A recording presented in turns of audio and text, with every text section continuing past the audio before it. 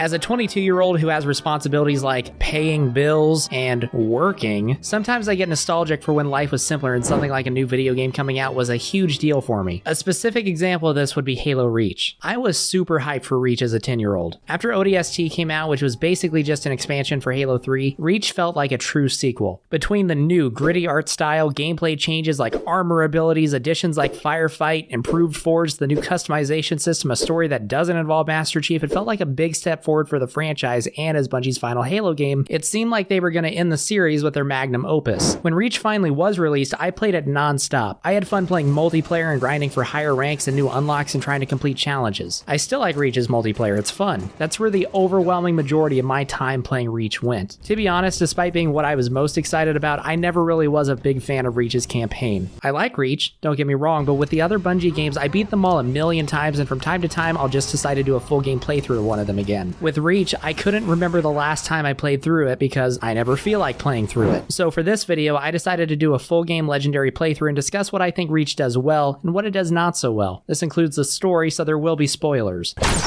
I'm just a dude with a YouTube channel, and this is all, of course, my opinion, so if you think Reach's campaign is the best in the series, don't let me stop you from enjoying it. And even with me saying that, I know I'll still get comments like, "Why are you talking as if your opinions are objectively correct? Unsubscribed, plus blocked, plus reported, plus ratio." So Reach famously starts by letting you know right off the bat that your character is not going to make it. From the beginning, you know the end, all that stuff. More importantly, the show's something that back then I thought was the coolest thing of all time and still think is neat. Your customized Spartan is who you play as in the campaign. And not just the campaign, but in every game mode. My Noble 6 is green because, you know, frog, like how frogs are green, because I'm a frog. So I decided to make my character green because, like, I'm a frog, so it would make sense. And in this opening, you get introduced to the team and find out that prior to joining Noble Team, you were a lone wolf and you set off for the first level Winter Contingency. I'm going to put this as delicately as I can. I think Winter Contingency is terrible. In terms of just the gameplay, it's okay. I think what completely sinks it is how it handles introducing the Covenant. Part of what Bungie wanted to do with Reach was make the Covenant feel scary again, which makes sense. The fall of Reach is humanity's lowest point, and Bungie made changes like the grittier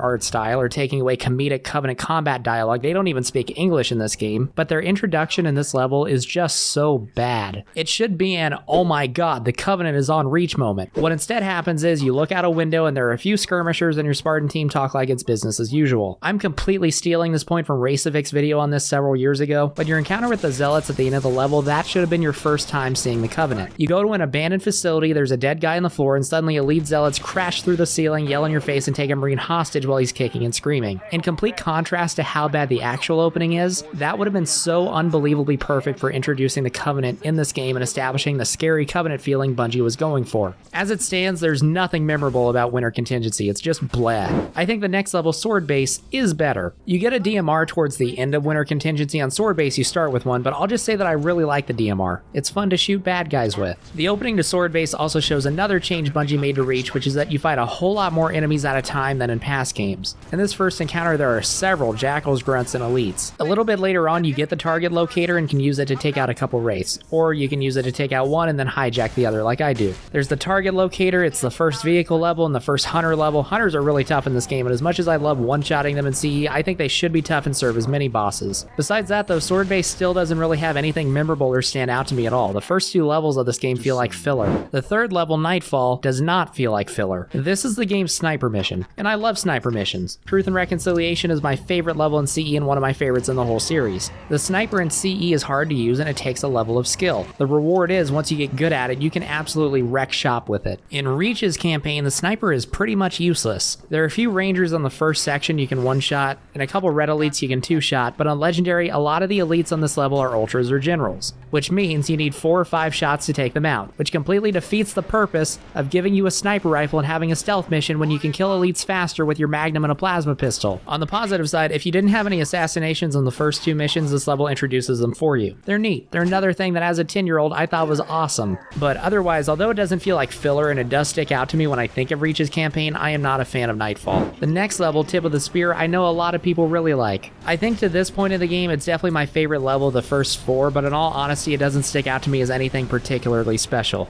I feel the same way about it as I feel about Sword Base. It's okay. I don't think it's filler, but it doesn't stick out to me good or bad. It's not a level I mind playing through, but I'm never going to be sitting on my couch and think, oh man, I really feel like playing Tip of the Spear right now. This is even more true for the next mission, Long Night of Solace. I think the beach fight is good, and I like the fighting once you get into the Corvette, but my goodness, the Saber section on Legendary is the stuff of absolute nightmares. Use your guns to take down their shield, then hit them with your missiles.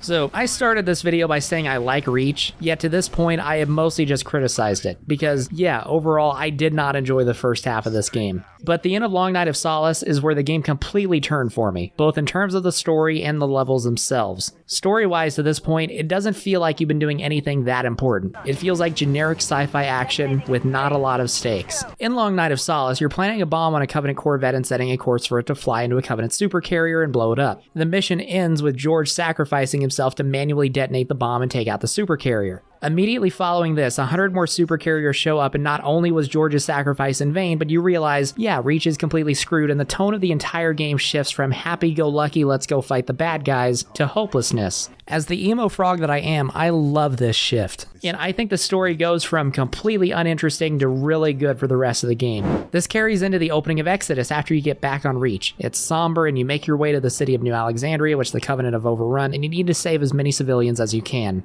So I love this level thematically and its place in the story, but besides that, to this point in the game, I think this is by far the most fun level to play through. You go up against brutes instead of elites for the first time in this game, and I think it's a good change of pace. In Halo 2, brutes were really simple and didn't have much going for them, whereas in Halo 3, they were effectively the same as elites. The brutes in this game, I think, strike a good balance between the two, where they're both fun and unique. Overall, Exodus is really simple. I said in my hot takes video that story is low on my list of what makes Halo fun for me, and that is true, but I think what makes this level stand out to me are the story elements. The section where you're flying in the Falcon, watching Marines around the city get decked and listening to evac shuttles get blown up is really impactful and makes you feel like what you're doing really matters, even though you're on your couch eating Cheetos and playing a 13-year-old game. And it definitely does this better than a level earlier on like Sword Base that feels like a time waster. This carries on to the next level called New Alexandria, which I'd call the most cinematic level in the game. It's reminiscent of ODST. You're exploring the burning nighttime city in the rain. In this level, you actually get to fly a Falcon and you go around to different areas of the city helping Marines. 3 of these sections are the same every time. You go to a hospital, a club, and a remake of the map Ivory Tower from Halo 2. The order you go to them changes each time. In between these, you get objectives that completely change every time you play. The Halo Reach wiki lists 10 different objectives you could get. Gameplay-wise, flying the Falcon is great, and the different places you go to are fun, and again, thematically, this level is fantastic. As much as I don't like the first half of this game, Exodus and New Alexandria are back-to-back 10 out of 10s. And of course, the cutscene to close the level has the best death in the entire game. Priority 1.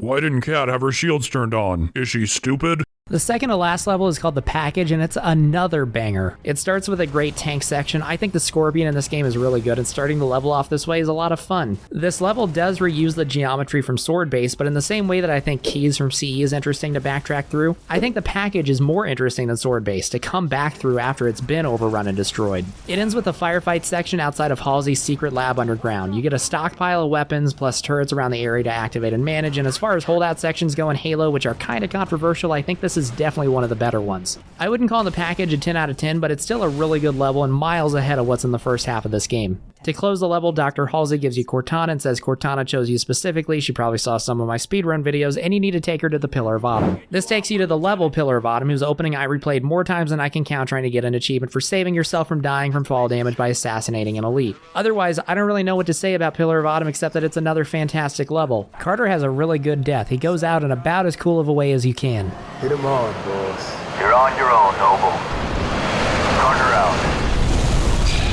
I really like how it ends too, with the final holdout section while Emil is on the gun. It feels urgent, it feels like your back is against the wall, but you're so close to the finish line, you gotta keep going. I will say too, this holdout section was tough for me, and Reach as a whole was tough. I don't think it's as hard as Halo 2, but its predecessor, Halo 3, was way too easy on Legendary, and Reach is Legendary, even though I'm annoyed at stuff like needing an entire sniper magazine to take out higher level elites. I think overall the Legendary in this game is good and about where it should be. After Emil is killed, the fight against the Zealots is pretty satisfying, and the game ends on a giant gun set piece. After disabling the cruiser with a well-placed shot, the final cutscene plays, the Pillar of Autumn escapes Reach, you see it come out of slip space where it approaches the Halo ring, and then the credits start rolling. And then, of course, you get the Lone Wolf epilogue, which is essentially just you trying to survive as long as possible before inevitably getting killed. Absolutely masterful way to end the game, wrap everything up, and connect Reach to the original trilogy. As I said, I don't really like the first half of Reach, but the second half is on par with the rest of Bungie's Halo games. Great stuff, and as a send-off for Bungie from Halo, I think it's excellent. I know that at the time Reach was polarizing, and now just about everyone looks back on it fondly, but yeah, overall I do like Reach. I was a fan of the multiplayer even though Armor Lock was awful, and in terms of custom games, Reach picked right back up where Halo 3 left off. The difference being Forge was greatly improved in Reach, and making maps was a whole lot easier. Unfortunately, a lot of those maps were on Forge World and had the same bland aesthetic, but that never really bothered me much. The only thing that still bugs me about Forge is that you couldn't make your own firefight maps. That would have been sick. Probably Reach's best attribute though, in hindsight, is how loaded it was with content. Now where a lot of AAA games are released unfinished and with features missing, love or hate Reach, you can't argue that you weren't getting your money's worth. I look back at the grind for new unlocks and credits fondly. Part of that might be because I was a child with more free time who could just play for hours and hours, but I do remember that it did take a while to rank up and grind for some of the higher price customizations. With Firefight, I do prefer ODST's Firefight, but Reach's was still fun. My favorite maps were Corvette and Beachhead. To grind for credits, I'd load up the Score Attack playlist, which is solo firefight through matchmaking, and I'd play Gruntpocalypse over and over. And you may think it got old, it probably wouldn't now, but I had a lot of fun. And you know what? If I can spend an entire Saturday practicing the same speedrun trick over and over, maybe I could still have fun playing Gruntpocalypse.